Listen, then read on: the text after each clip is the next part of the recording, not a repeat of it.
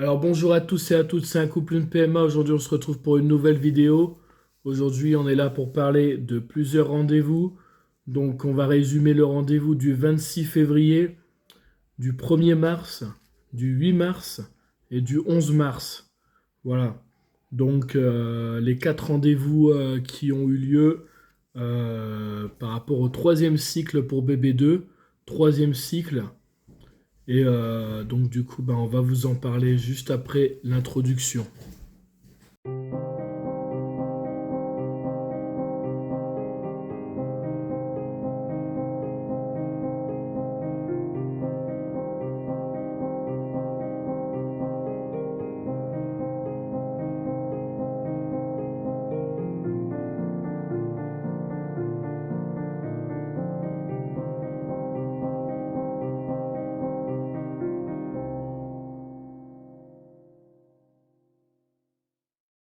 Bonjour à tous et à toutes. Donc on se retrouve forcément après cette belle introduction pour résumer un peu tout ce petit parcours de ce troisième cycle concernant le deuxième envie de grossesse, on va dire, hein, le deuxième bébé.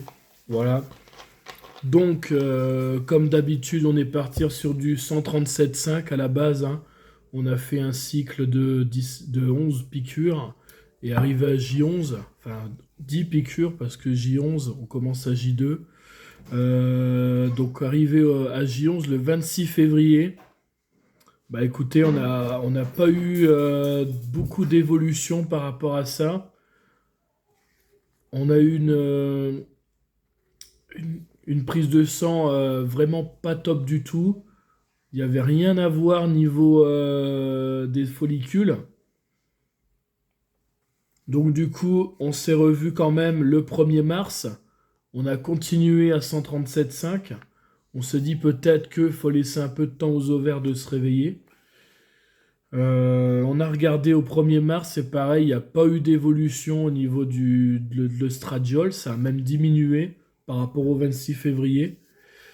Donc du coup, on en a conclu qu'au niveau échographique, c'était pas top du tout. Pas top du tout, on n'avait rien à relever par rapport à ça. Donc du coup, le docteur nous a décidé d'augmenter notre dose. Donc on est passé de 137,5 à 150 UI. 150 UI, donc on passe au 8 mars. On est passé pendant une semaine à 150. Effectivement, 150, on a vu une évolution du taux de stradiol. Donc on s'est dit, hurrah, quoi, ça porte enfin ses fruits. Je crois qu'on avait dans les 123 de taux de stradiol, ce qui est quand même un taux assez acceptable. C'est pas le top du top, mais c'est mieux que ce qu'on avait au début. On flanche au-dessous des 50-80 et on se dit, oh, c'est pas terrible. Là, on est arrivé à 100, 120, on s'est dit, ah ben voilà, quoi, on a quand même un gros pas en une semaine. On regarde niveau échographique, on voit un follicule à 11 cm du côté gauche. Et on voit d'autres petits follicules à 10 cm un peu partout, à droite, à gauche. Voilà. On trouve ça plutôt pas mal, plutôt convaincant.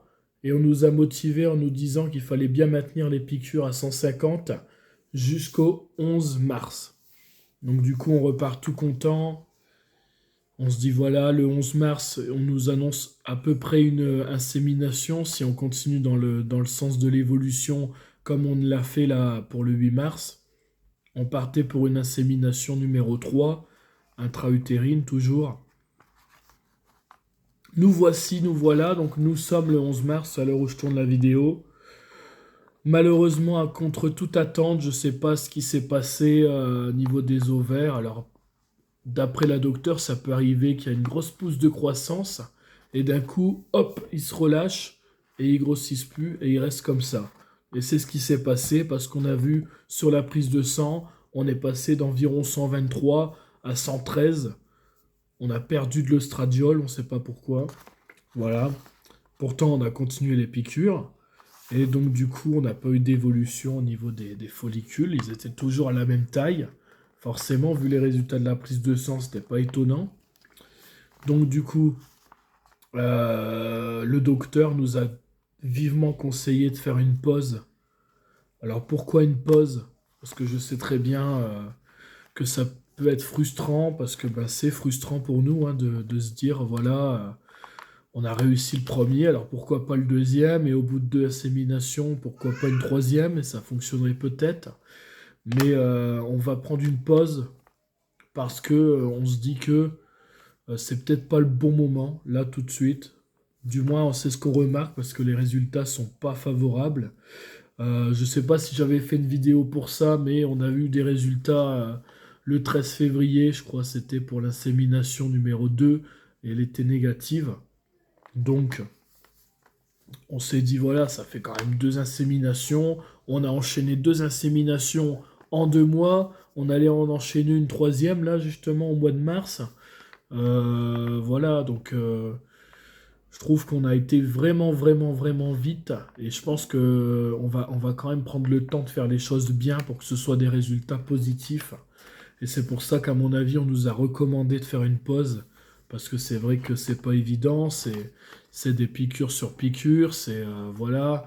Derrière nous, on n'y pense pas parce qu'on a notre déménagement. Actuellement, là, vous voyez des beaux murs blancs qui vont bientôt justement passer à autre chose parce que du coup on va pouvoir refaire la maison de haut en bas. On est déjà en train de faire des travaux actuellement.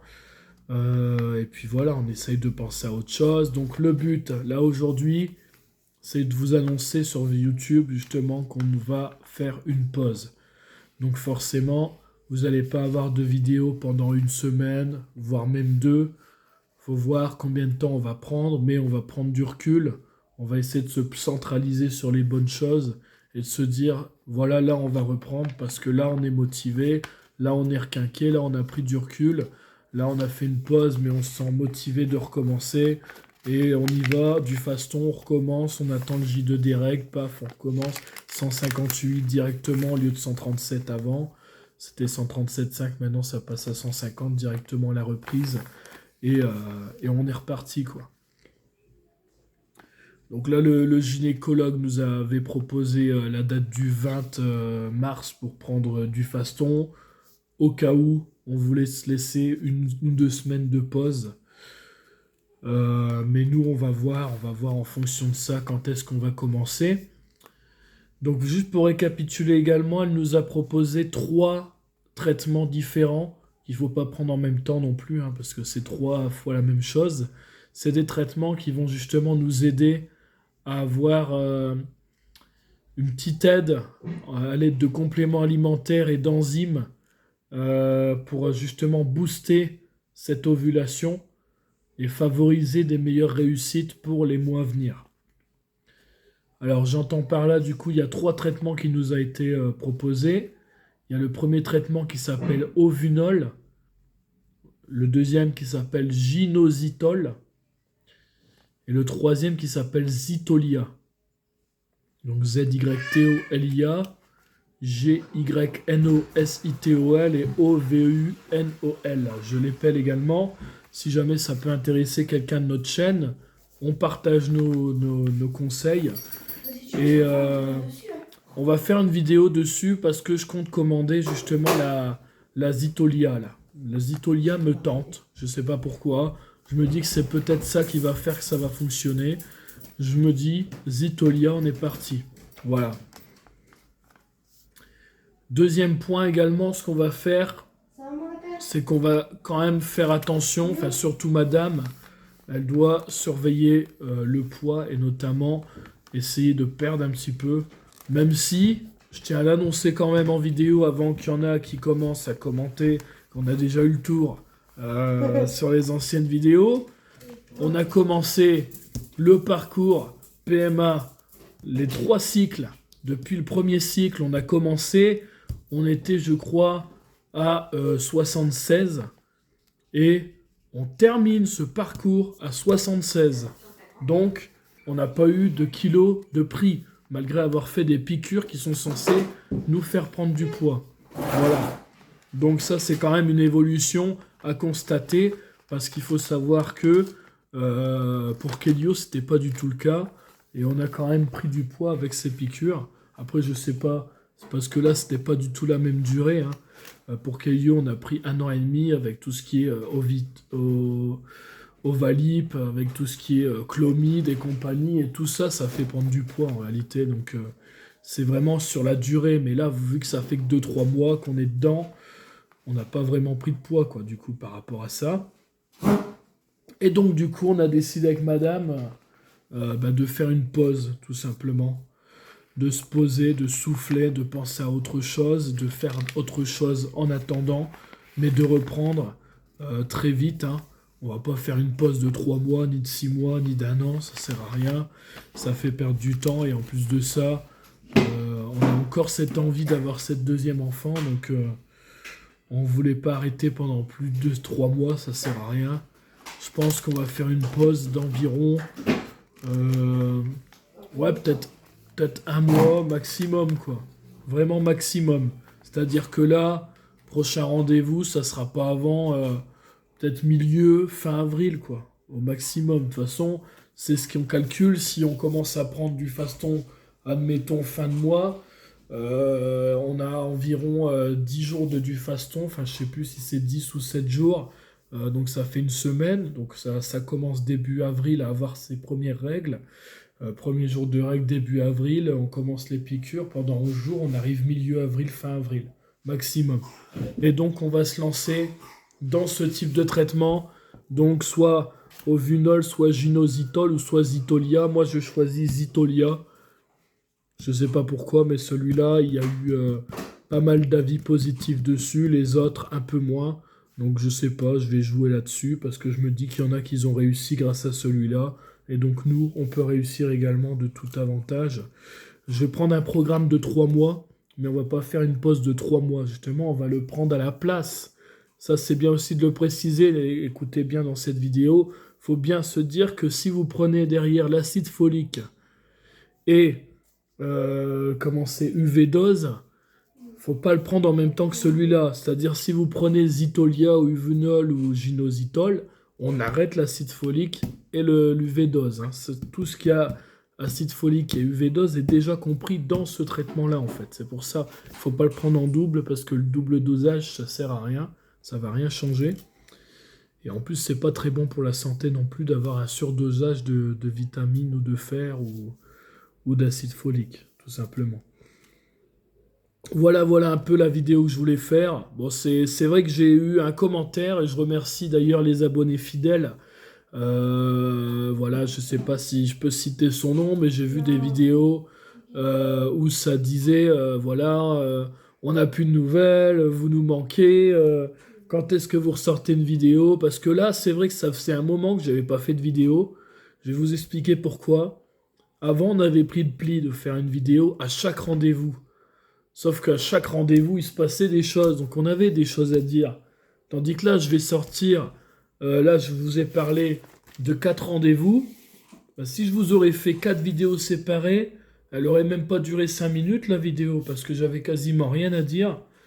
Et en plus de ça, il se passait rien dans ces rendez-vous-là. Donc je préfère attendre vraiment, aujourd'hui, comme vu qu'on est censé faire une pause, et ben voilà, on marque un peu la fin du 3e cycle, même si on n'y aura pas de bonne fin, parce qu'on n'a pas d'insémination, on n'a pas de suite à ce cycle. En fait, on l'arrête brutalement, et on se dit qu'on va recommencer un 4e cycle en bonne forme, en pleine forme, et avec de la motivation, même si on a toujours été motivé. On se dit que là, ça va peut-être être la bonne, et on continue. Voilà. Ce qui veut dire que ce mois-ci n'aura pas d'insémination intra-utérine, mais sûrement fin avril, début mai. Voilà. Si j'en crois mes circonstances, ça devrait aller mieux, puisqu'on va faire tout pour que ça va mieux. Voilà. Et puis on a une petite participation de Kelio aussi, c'est pas mal. Voilà. En tout cas, j'espère que cette petite vidéo vous aura plu. N'hésitez pas encore une fois à liker, commenter, partager. Et voilà, ça nous aura fait plaisir de vous partager ces petits moments. Et on se retrouve très bientôt pour des nouvelles vidéos. Notamment, si vous avez des questions, n'hésitez pas à les mettre dans les commentaires. Au moins, ça nous occupera pendant cette petite pause à vous conseiller. Parce que j'en connais beaucoup de vous qui sont déjà en parcours PMA, qui n'ont pas encore terminé. On vous donne tout notre soutien. Et n'hésitez pas à nous poser des questions. C'est avec plaisir qu'on va y répondre, hein. Voilà. Donc on se retrouve très bientôt pour une nouvelle vidéo. C'était Nicolas d'un couple une PMA et Anaïs aussi également. Ciao, ciao.